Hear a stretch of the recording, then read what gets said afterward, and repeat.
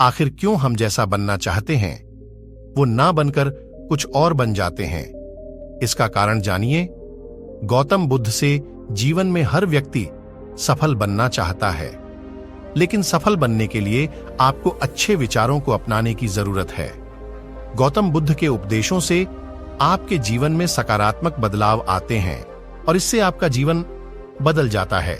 यही कारण है कि बुद्ध के विचारों को सुखी जीवन का सूत्र कहा जाता है। सफल बनने के लिए हर व्यक्ति का अपना एक लक्ष्य पहले से ही निर्धारित होता है और वह उसी के अनुरूप काम करता है। लेकिन कई बार ऐसा होता है कि आप जो बनना चाहते हैं वैसा नहीं बन पाते हैं। कुछ लोग इसे लेकर यह मान लेते हैं कि शायद उनकी किस्मत में ही यही लिखा होगा, तो वहीं कुछ लोग अपनी किस्मत को खराब कहने लगते हैं और कुछ लोग यह मानकर संतुष्ट हो जाते हैं कि शायद वह इसे डिजर्व ही नहीं करते थे। लेकिन इसका असली कारण कुछ और ही होता है। गौतम बुद्ध की इस कहानी से जानते हैं इसका कारण।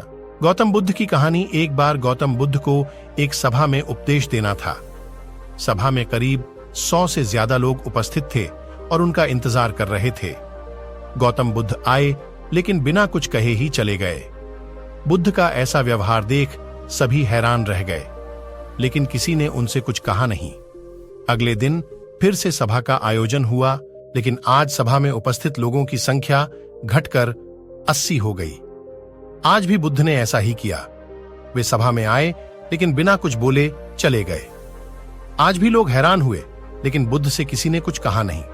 अगले दिन फिर से सभा का आयोजन हुआ और लोगों की संख्या घटकर 50 हो गई। बुद्ध फिर से सभा में आए और बिना कुछ बोले ही चले गए। आज भी बुद्ध से किसी ने कोई प्रश्न नहीं किया।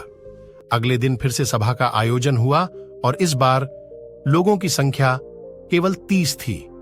आज भी बुद्ध बिना कुछ बोले मुस्कुराकर चले गए।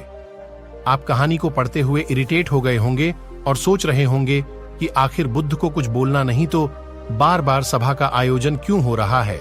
ठीक इसी तरह सभा में मौजूद लोगों को भी गुस्सा आ रहा था, लेकिन इसका जवाब जानने के लिए आपको धैर्य रखना होगा।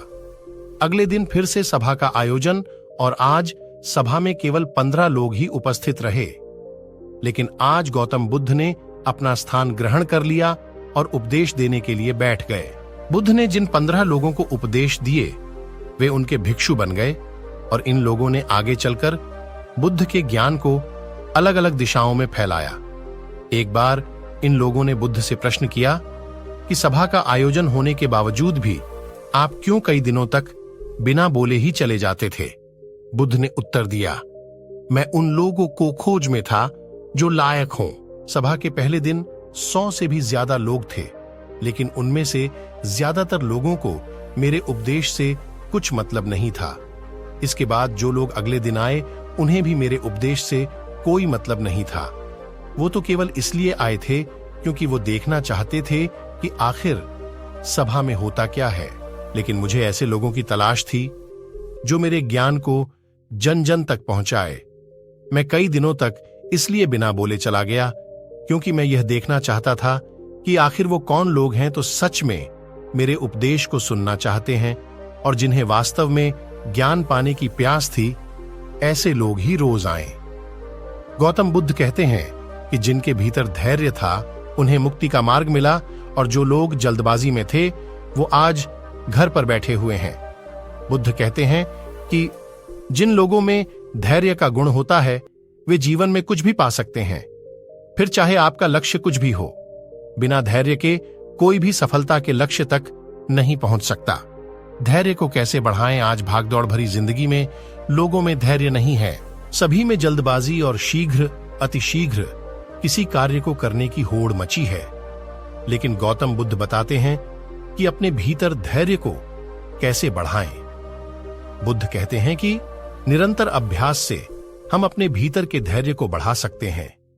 यानी आप जो भी बनना चाहते हैं उसके लिए धैर्य की आवश्यकता है।